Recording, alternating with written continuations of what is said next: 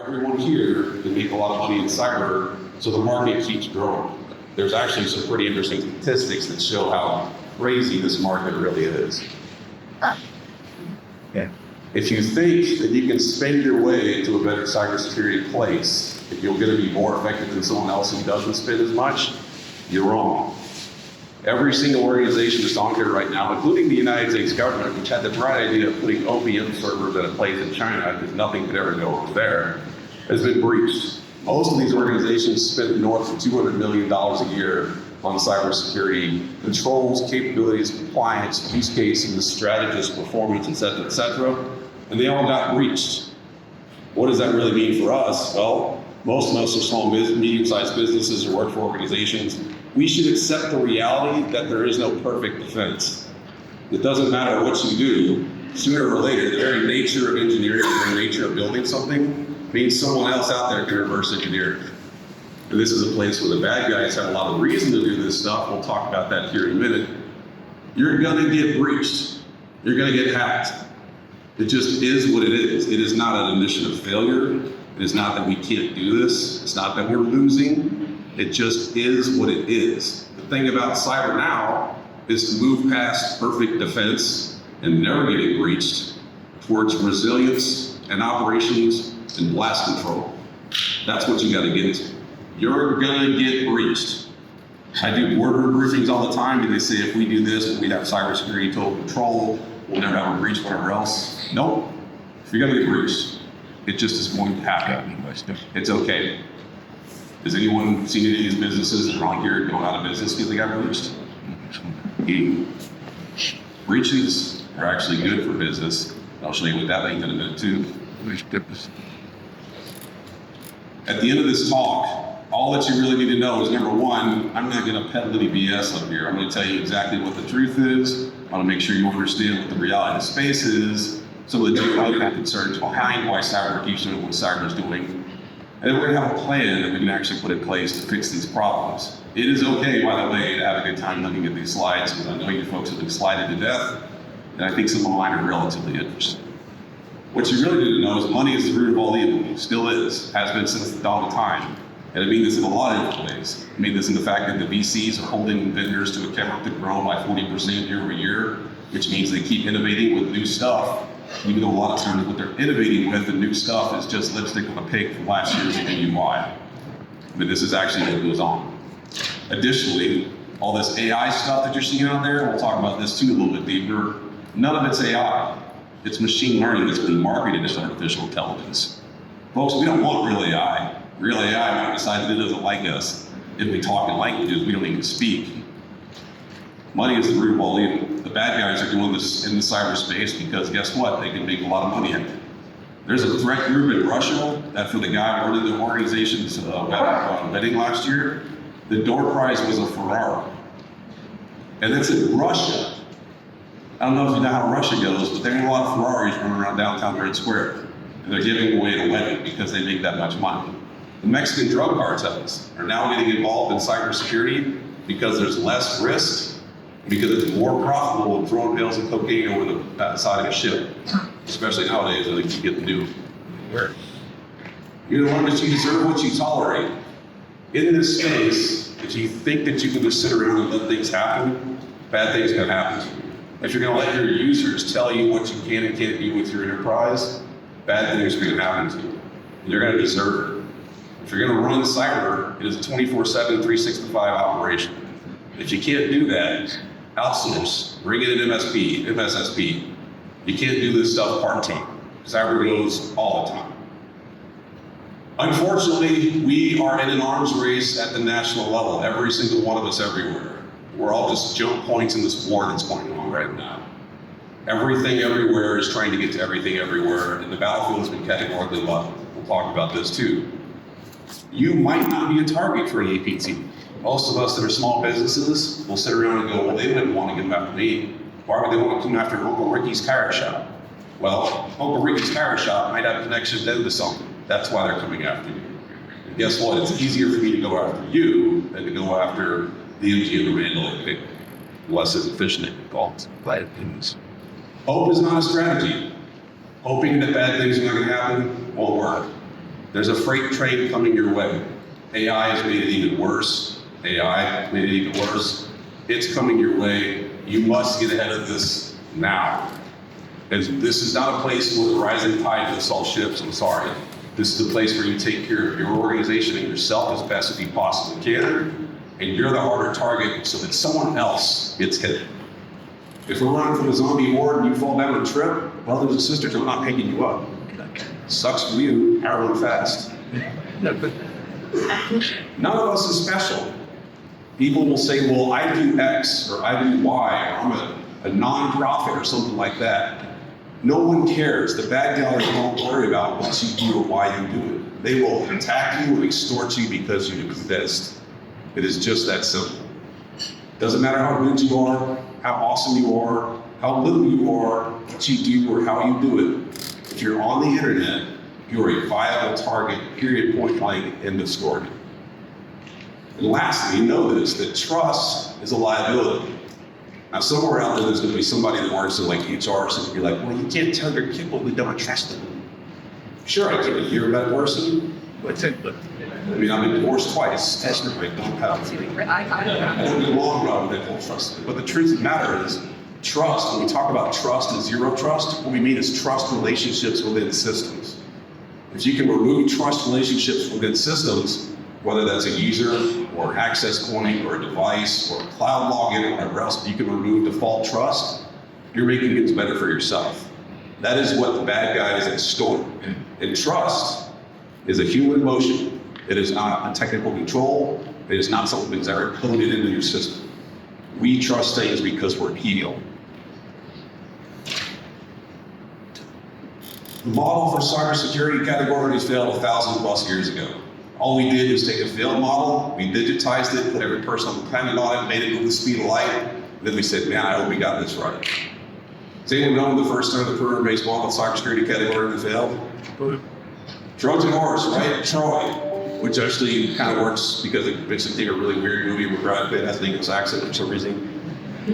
But guess what happened in Troy? They had people on the inside, bad stuff on the outside. They put up a big giant wall. Well, people on the inside wanted stuff on the outside.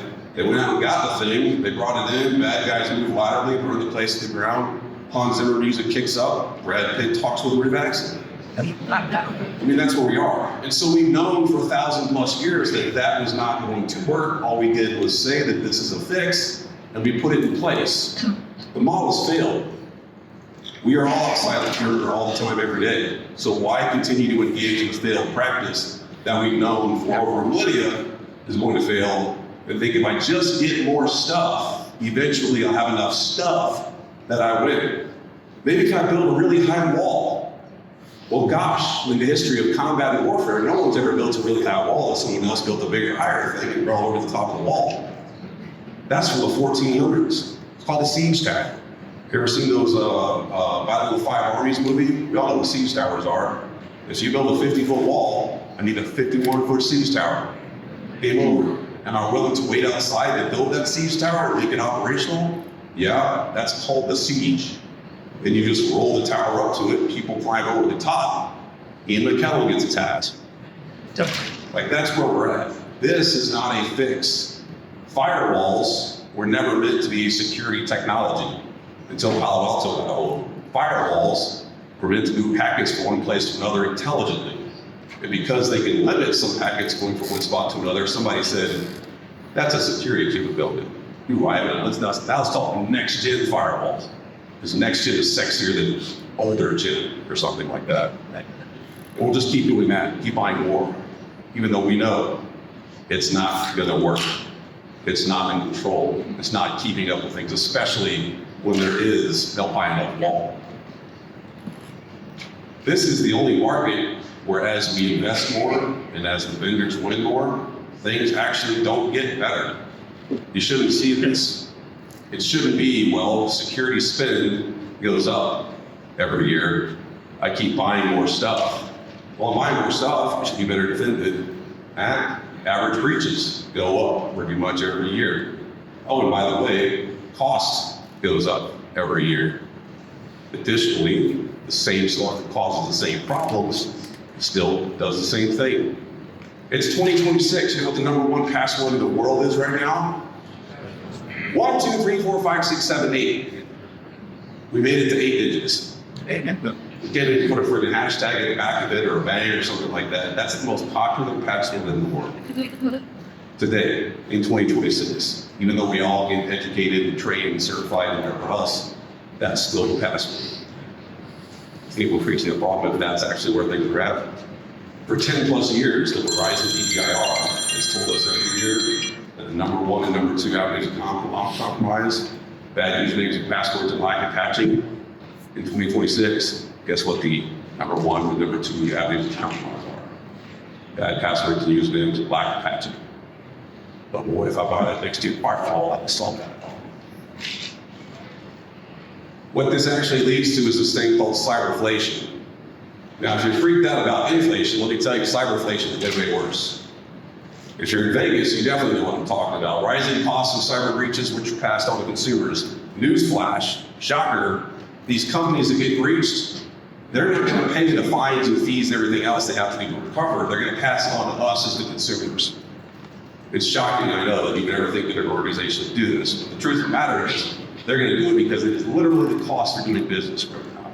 They even say, if you ever read the IBM Cunningham reports, they talk about this every year where the companies that are basically planning for the breaches that are coming their way, they say we've set aside budget for it. Guess what else they have? Cyber insurance. All that stuff is being paid for by us. Was anybody here like a year or so ago after the MGM hack that took place? Yeah, stuff was like crazy expensive. It just keeps going up because we're the ones assuming that cost because of cyber inflation. Like breach costs, again, are still going up. In the US, we outbat everyone else on the planet by 2x, and typically what you're talking about is about $10 million per enterprise level breach that you see. $10 million. Do you think Facebook can cover $10 million? Big deal. You think after it can come $10 million? They'll make that tonight. But they're still going to basically pass that cost into us. It just keeps going up by a factor of 2x year over year. Actually, it doesn't make sense when you think about it. How can we have an organization with this many vendors that are supposed to be solving this problem with all these requirements, and yet it still goes up and still gets worse every year, and we keep pumping more money into it? No other market would you do that. Think we're going to get it right eventually. It just keeps getting faster too.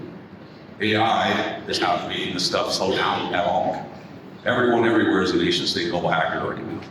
Does anyone remember when the NSA Vault 7 leaks came out? Turtle Bloom and those types of things?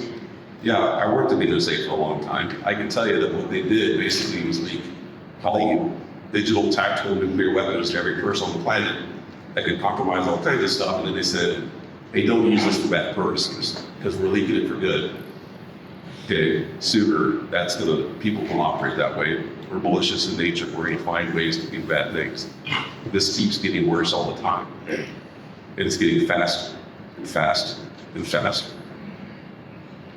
Now, if you're freaked out about CPI, right, the regular inflation index, it's really bad if you're like 15%, and that's what it was 2020 to 2023. In the same time period, cyberflation outpaced it by 10%. And it typically sits around 25% year over year. So that means just because of cyber for anything that you're buying, take away CPI, take away regular inflation, the cyber inflation that we're paying is about 25% year over year. And again, we're not the companies. They're passing the cost on us. You think I'm full of it? This was actually the hotel they got compromised. $26 for a bottle of Fiji water. Somebody should have burned the building down at the case. I'd be like, I got water, $26. But I mean, that's what happened. They got compromised. They had to cover the cost. They had to figure out a way to pick it up on the back end. This is what they do, $26 bottle of water. Everything goes up exponentially. None of those companies are paying for that stuff in their pocket. They're either having the insurance companies do it, it's the cost of doing business, they pass it on to us, and everyone that's paying to fix it. Big to a problem. Not right. Not okay. 63% of organizations literally say this, and I'm quoting here, plan to pass breach costs on to consumers. And that's from IBM. They're saying this in a report, like welcome to it, folks. Here you go. You can take care of this. Equifax, billions in fines and compliance. Guess what? Higher fees. Colonial Pipeline caused gas prices to go up within a couple of days by 15 cents. Then we started bombing the shit out of Iran on Saturday. Gas prices haven't gone up yet. Colonial Pipeline goes down, and gas prices go up 15 cents the day after it's actually notified that taking place. Cyber moves fast. MGM Resorts, $100 million wiped out. They recovered all that stuff really, really quickly. Passing that on to us. Pretty crazy. Staggering. Mind-boggling. But don't worry, it didn't hurt their business. This is why I say cyber breaches are actually good for business. In September of 2023, they had $100 million impact in a quarter. Well, guess what they do? Repurchase shares, do the whole thing that financing companies do. They do some money or whatever else. The CEO, his compensation actually went up $15 million, went along with that maybe $8 million slam bonus. And then they just say, well, everybody else paid for this. Point being, this is one organization that got breached. They didn't lose a penny. They didn't sacrifice a nickel. They just do what they do, move money around, make sure that it's paid for, pass the stuff on us, CEO gets it on us, and we're the ones paying for this $6 per lot of water. And cyber is fiends. It's a never-ending ecosystem. It's the self-linking ice cream cone of misery that we're not sticking with. If you don't have that visual in your head, just think about an ice cream cone getting stuck. It's disturbing what it's And you can plot this statistic. Breaches are good for business. It's good for the organization that gets breached, and it's good for vendors. Because guess what that means for vendors? You get to fly in and save things and sell more software, sell more tools, whatever else. Because after a breach, no one's ever begging for money.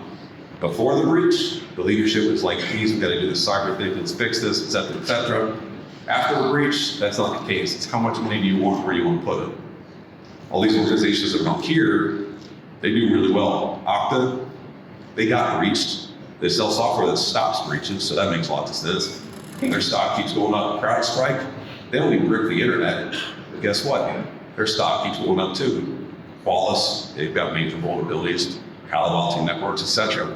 But as long as cyber keeps doing what cyber's doing, and people won't actually deal with the realities of the problem and why it's occurring like it is, breaches are good for business. Just look at the vendors making that money. 2019, cyber wasn't much of a thing. COVID came around, everybody went remote, everyone had to operate that cafe-style network. All of a sudden, we had to be globally digitized, and everywhere, I had to go everywhere all the time, and you're going to do VPNs and all this other stuff. The vendor cycle just takes off.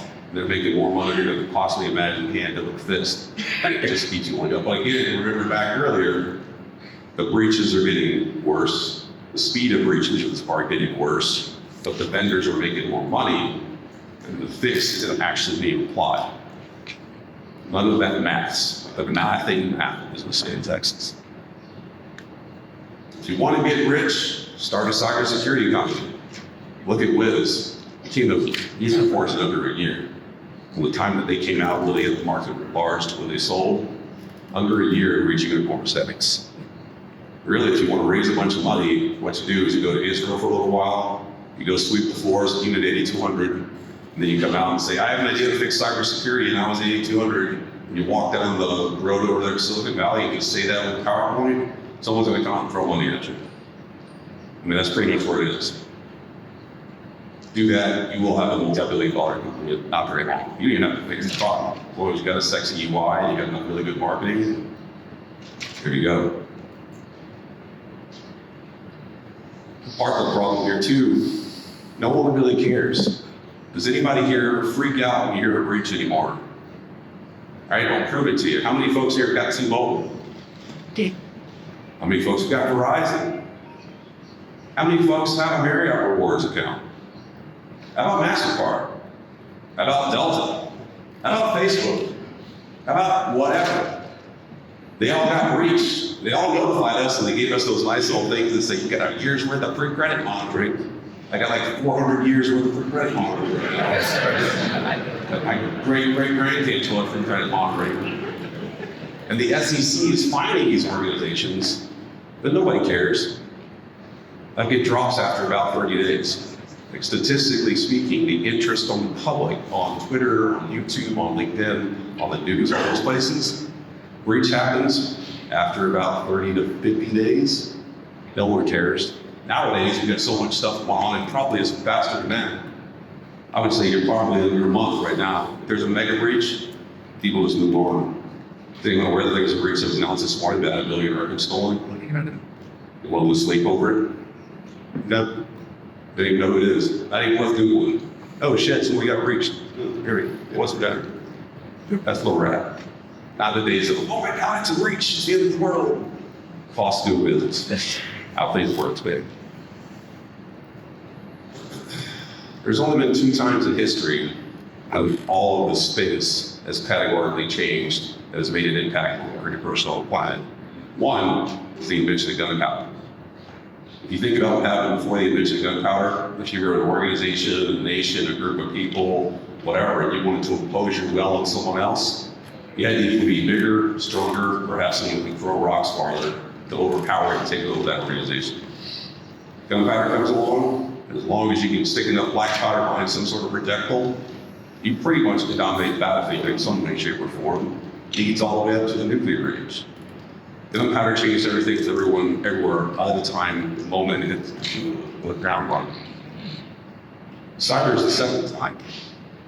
This is the only time other than gunpowder in history where everything has changed and everyone is basically dumped on the battlefield and all these capabilities became evident overnight. And then we see how it actually plays out over the course of our daily lives. That's what we're dealing with right now. Just like you saw what was going on with Iran, Venezuela. You know what the first actions on target were? Taking out internet, taking out power grids, taking out communications. How do you do that? Cyber attacks. Instantly enough, probably don't need to be the NSA to do that stuff nowadays. You probably be some kid living in your mom's basement with a hoodie. But the truth of the matter is, cyber games a game, just like in the mod. And we're all there. We are all in the fight, whether you want to be or not. If you're online, you're transiting a live fire battlefield environment. Stop thinking about cybersecurity or the internet as just a place that you operate. It is a dangerous environment for you, for your kids, for your business, for your organization, for your nation, all those things. We're just transiting. There's no status of forces agreement to the cyber. There's no one that says they have to play by whatever rules. There's not a Geneva Convention for cyber. Nothing from any organization globally anywhere says that they won't do X in cyber. I've been in this board, I've been in the innocent, I've been in other organizations. I can tell you, we do stuff in cyber that you're like, wow, I'm amazed we can get away with that. It's all perfectly legal. And we're all going back after each other all the time because guess what? In the global race to be the superpower, cyber levels a playing field. I'm not saying I know anything about it, but I'd rather book my mouth. There you have it. This is the truth, and this is what actually is going to take place. China is the exceptional danger currently that we face in this space. A lot of people, when you talk about cyber, they'll lean on Sun Tzu. Honestly, those are like super tired of old things. I heard Sun Tzu saying is made of stable toilets and pot. He didn't actually say that, but it's true. These guys are probably the most innovative thinkers in all of Chinese military history that no one really knows about. These two generals, Huai Ling and Huang Shui, which went from Texas, don't or said that combination. But these guys were making calls about how China was engaged in cyber for the next couple of decades back in 1999. They were such forward thinkers that they literally wrote about the attack September 11, 2001, involving bin Laden and Clintons in 1999. But they called it. And guess what they call for in unrestricted warfare? Is that China works its way to become a superpower globally by slowly circumventing the United States by leading us strong over time. And they know that we'll play by the rules and that they won't. They're just going to keep doing the stuff. They also talk about the fact that attribution in cyber is exceptionally difficult. How do you know that this organization did this thing on this machine in this particular one? And all that is only stored in logs, and anyone that knows what they're doing can change logs. These guys knew about that a long time ago, and this set the doctrine for where we should try to do what's doing the cyber today that affects everyone here. If you haven't read this book, don't look it up. It's on Amazon. This is the actual translated version from the CIA from understanding warfare. So you read it, you're gonna be like, oh, wow, I know what's going on. Additionally, in the space around cyber warfare, like this is the only place where a nation like North Korea that is so poor that they have to feed their people grass can build a nuclear weapons program and nothing but stolen nuclear destruction. You know, earlier there was a lady talked about scamming. Every time somebody gets scammed, it goes back to the North Korean side. It works its way to the nuclear code. Like we've actually contributed almost like funding your friends to building a North Korean nuclear weapons program. These investments will be compromised. It goes back there. These folks know what they're doing, they're going to keep doing it because who's going to stop them? What other options do they have? They're sanctioned to death. They can't get food. But boy, they can get Bitcoin. Because like I think today Bitcoin went up. Well, they're probably getting ready to build another missile. But this is the space in which we operate in. China is doing this stuff because of the fact that they're facing a demographic crisis. You're not aware of what's going on with China, like the mainland side of things. They're not in a great spot. They're not actually in a very good spot for the future to be appropriately funded. The truth of the matter is, one-child policy was a good idea that wasn't executed very well. 2016, they realized, uh-oh, everybody's getting old. We've got nobody to take care of the old folks. Now you can have 2 kids, but guess what? 2016 is way too late to take care of the population gap that's coming. They're running out of human beings in China to take care of the aging generation that came from that one-child rule. When you do that at a national level, people panic. And you begin to figure out how you're going to gain dominance over everyone else because that's your motivation. You want to stay in power. Politburo and the CCP, they don't want people talking about, well, this is not looking good for us. So how do they keep things going forward? They engage in cyber conflict, cyber warfare, things like that to keep everybody doesn't overheat it and the populations collapse. Additionally, we're not going into massive debt. Never heard of the ghost cities in China? Don't look it up. It's a really crazy way to be financing over there. But essentially, there's millions of ghost cities with billions of apartments that are unbuilt and buildings that were built to the tune of $2 trillion of all negative equity, negative income. No one's paid no better to like it's enough. And the Chinese economy is sitting there tearing with rate. And we've got trillions of dollars that nothing that people are figuring out how to pay for to go sideways. There's entire places in Malaysia that were built to the tune of hundreds of billions of dollars by Chinese firms, and no one does it. They're not doing things well because they're not sort of, they don't understand capitalism very well as they came out of communism, and they're just throwing things at the wall. All it's doing is digging into the hole. So remember, not enough human beings, demographic crisis coming, economic collapse delayed. You're going to do stuff to stay in power. You're going to engage in conflict. Cyber is the ultimate level playing field, which China knows that. Their goal is to do it and stay just below the noise floor, just below kinetic warfare. And again, if you're a Chinese operator, you don't launch your malware out of your PC. You launch that out of a machine that you pop to in Brazil, maybe Russia, or somewhere else so that people will know that it was you. And attribution will be extremely suspect. Not a good place to be. That's some of the geographic, geopolitical stuff that's affecting this thing. Now let's talk about like that we actually understand how to fix this problem. I mean, none of this stuff isn't really that difficult. Safety, functional safety, operational safety, usually is done best when it's simple. It's simple and effective. Seatbelt. Car ordinance, first automobile showed up in the 19th century. Right? Seatbelt didn't show up until when? 1958.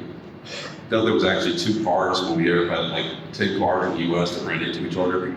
That was probably 2 years driving. Impact of seatbelts, they save about 45% of people. But again, we know it works. A belt to strap you down to keep you from bouncing around was a good idea.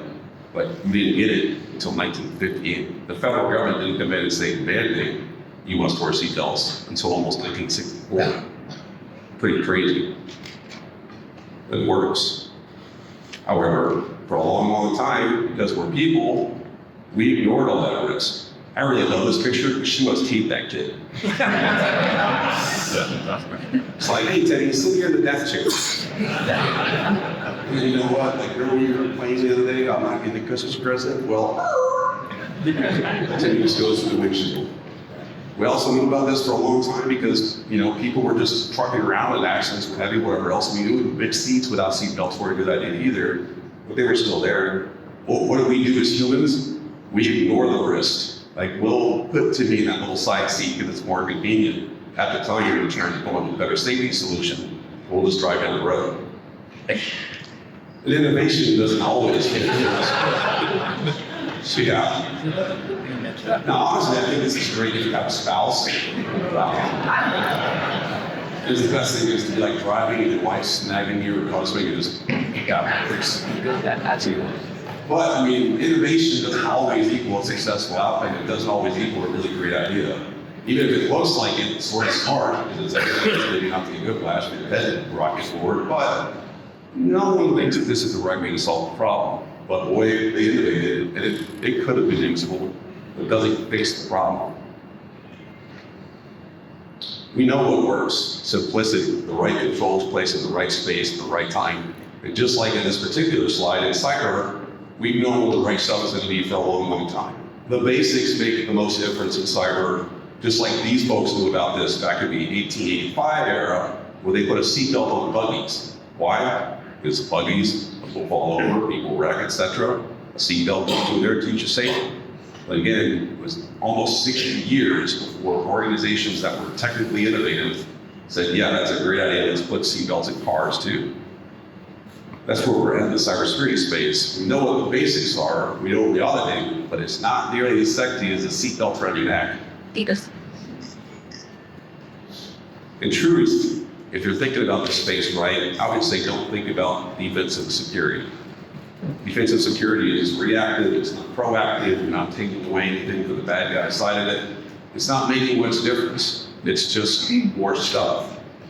Offensive thinking is the right way to go about it. Think about how you put yourself in front of others at an organizational and enterprise and structural level, what that means to the adversary. Are you worth their time? Is it going to be miserable for them to try and compromise you? Because guess what, if it is, they'll find somewhere else to go. Think about it like this, like who you want to fight? Ralph Macchio, Karate Kid, he looks like he kind of knows what he's doing. Got a black belt, got a cool pose, he did the Kung Fu kick thing or whatever that was, great kick, right? But if you said to me, who I want to fight, him or that, 6'5", 280 pounds, probably on meth. Or Ralph Macchio. You can bring the black belt, dude. Like, we'll take that all day long. If your organization is doing things right, if you're really thinking about the deterrence and resilience of being a place where the bad guys don't want to operate, you get to be a little bit more Brock Lesnar. If you're just doing the basics and you're not going above and beyond really dealing with the adversaries or wanting to do your cause compromise, you're just Ralph Macchio. If you're compliant, you're Ralph Macchio. You got your black belt. Congratulations, whoop-de-doo. What if somebody hits you with a chair? What if somebody brings a gun into the knife fight? Like, that's the way things have to be in this space. You've got to operate where you're ready to be Brock Lesnar, smoke a little cyber meth, show some deterrence. Don't smoke meth, I'm just saying. If you think that you're better off and safe because you have EDR or XDR or AI-powered cyber ninja platform capability, wherever else, you don't. CISA, the organization that's out there that basically mandates the right way to practice cyber in the United States, told us in 2025, no EDR, all living off the land attacks. What does that mean? What's living off the land attack? Well, if I'm a bad guy and I can compromise you via phishing or vishing or any one of these things and get on your machine, I don't have to do a lot once I'm on there. I just pivot and laterally. Because guess what? Inside systems, we have shares, we have Active Directory, we have passwords, we have servers that have stuff running on it. You're just moving through them.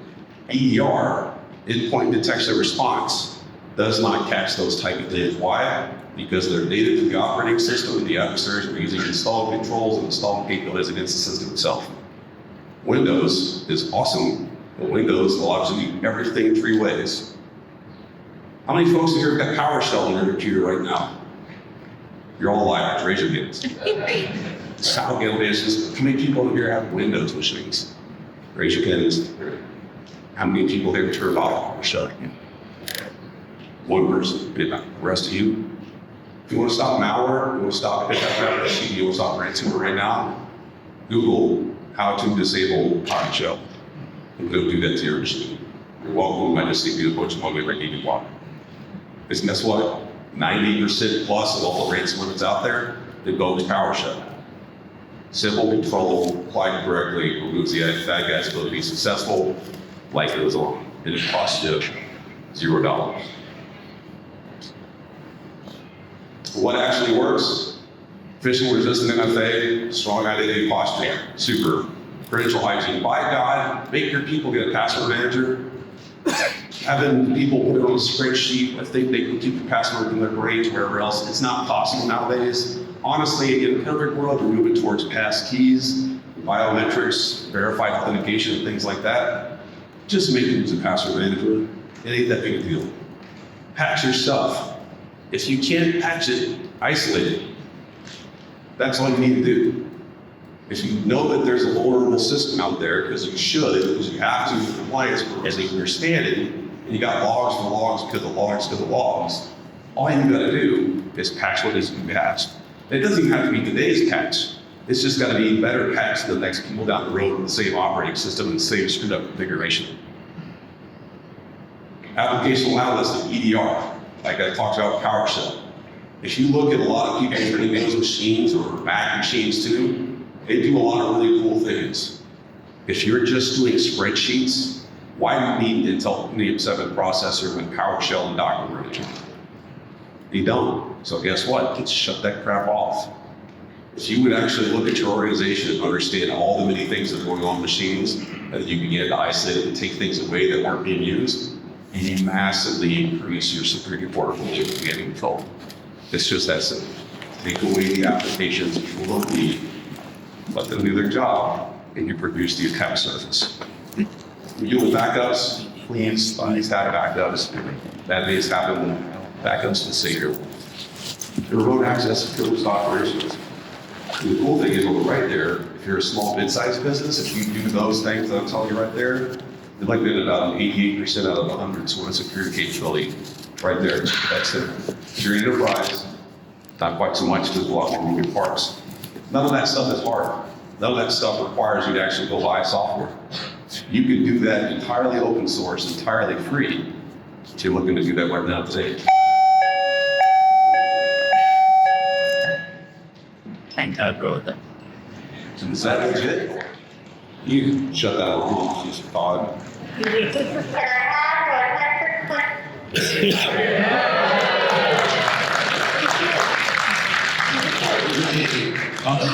All right, cool.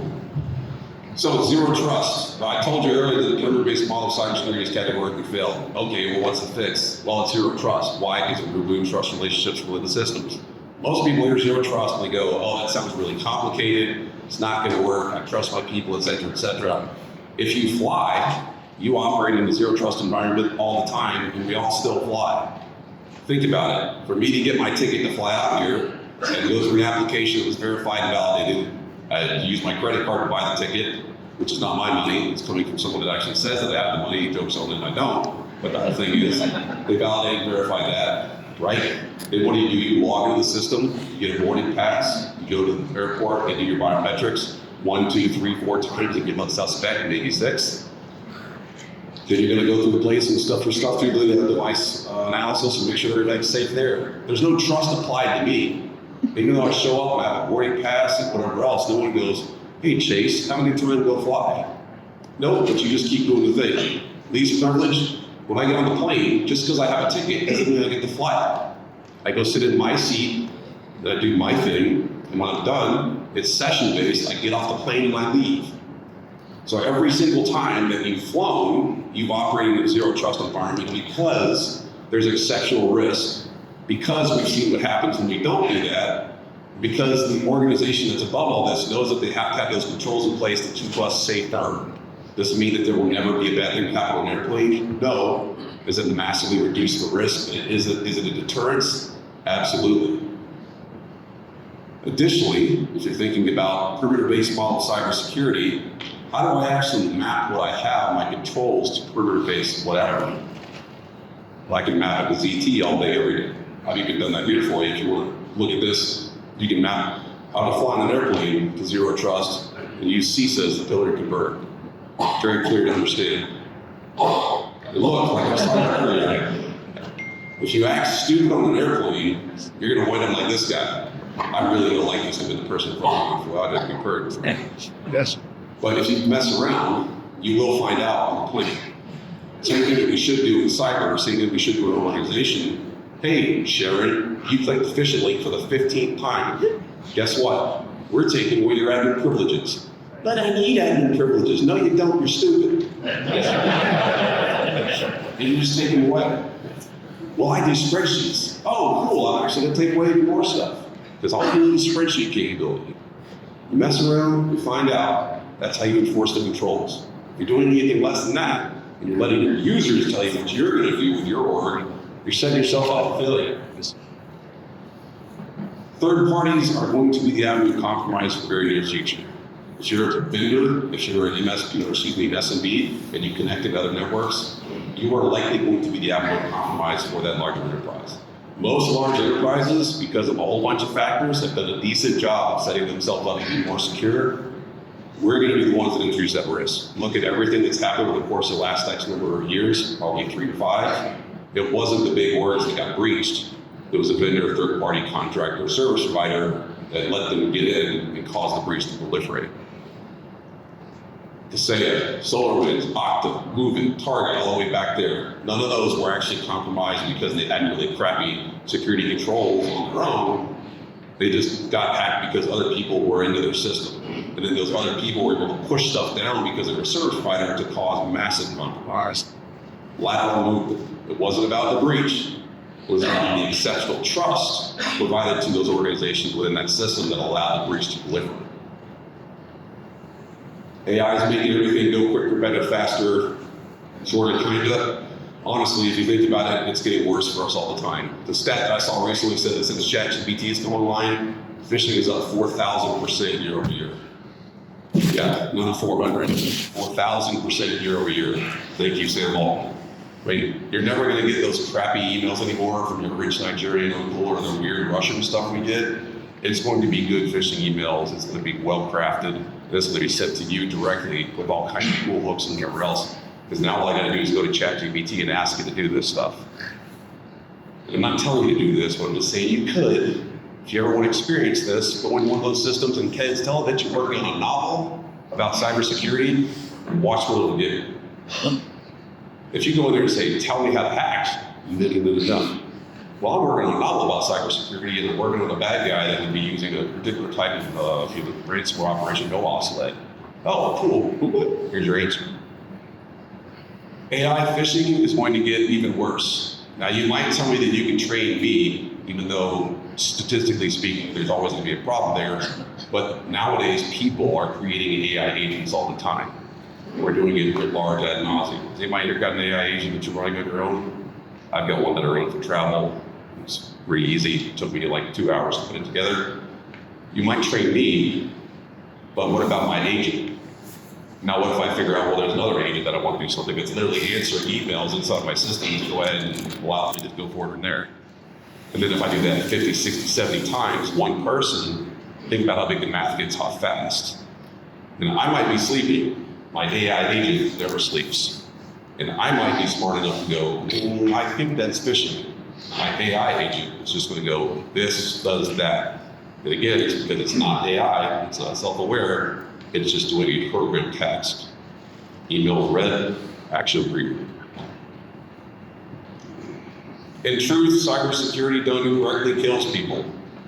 Last year, a couple years ago, hospitals got shut down. About 67, 70 Americans died as a direct result of ransomware operations in the hospital. That's pretty crazy if you think about it. Hospitals got shut down, people can't get care, and they died. If you switch that around and take out the cyber side of it, and you imagine, well, what if a Russian Antonov aircraft just deployed a bunch of Spetsnaz soldiers, they took over a hospital and 60 or 70 people died, it'd be a whole different story. Because it's cyber, people go, well, gosh, it's a cybersecurity problem. It's kinetic. People die if you do cyber incorrectly. Last thing I really want you to know here, Please. just be real about stuff, be smart, don't be a dumbass. What I mean by that is think about compliance as needed, right? This is the effective control to keep me safe when I'm out there online doing stuff on an uncontrolled space, which is the highway.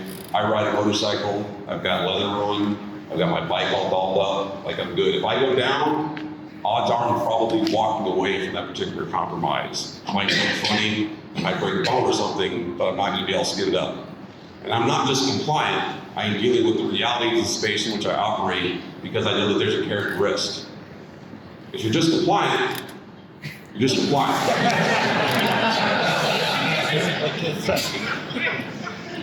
Now, number one, in order to ride a motorcycle, you need a license. I want to know where his driver's license is. But number two, he's fully compliant. Like a cop could pull him over and be like, "Sir, do you realize that that's a really bad idea?" But I'm compliant. Don't be the dumbass that's going to sit there and go, "I've got a helmet on, I can go rocking down the highway as fast as I want because boy, I checked the bottom line. This is all I got to have. I'm good."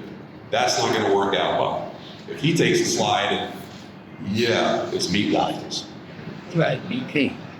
And we do have a giant problem if we don't fix this problem right now, categorically, because it's going to cause problems and outages and loss of life in the future. Just to give you an idea of how bad this could get if cyber's done incorrectly, that's the airspace on September 11, 2001, when thousands of people died because terrorists attacked us and brought down buildings. That's the airspace. And the July IT outage because CrowdStrike pushed a bad patch on Friday. Pretty mind-boggling when you think about it. Terrorism kills thousands of people, launches $1 trillion war. Developer pushes shitty code on Friday, and everybody gets brought down. Like this, if you're a bad guy, if you're China, if you're Russia, if you're somebody living in target the United States, I look at that and I go, that's power. Right? It took a bunch of jihadis, trillions of dollars, et cetera, or one guy that can't figure out how to push one on top of zero. That's the space that we're at. That's how dangerous this place would be.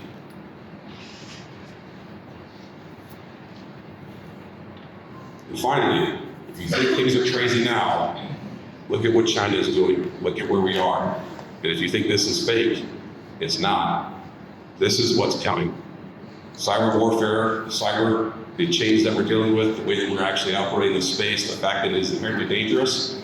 Ladies and gentlemen, we're in a space where it's about to take off again 10,000 times worse. The only way to deal with it is to get ahead of it and actually understand the reality of the problem. Thank you very much.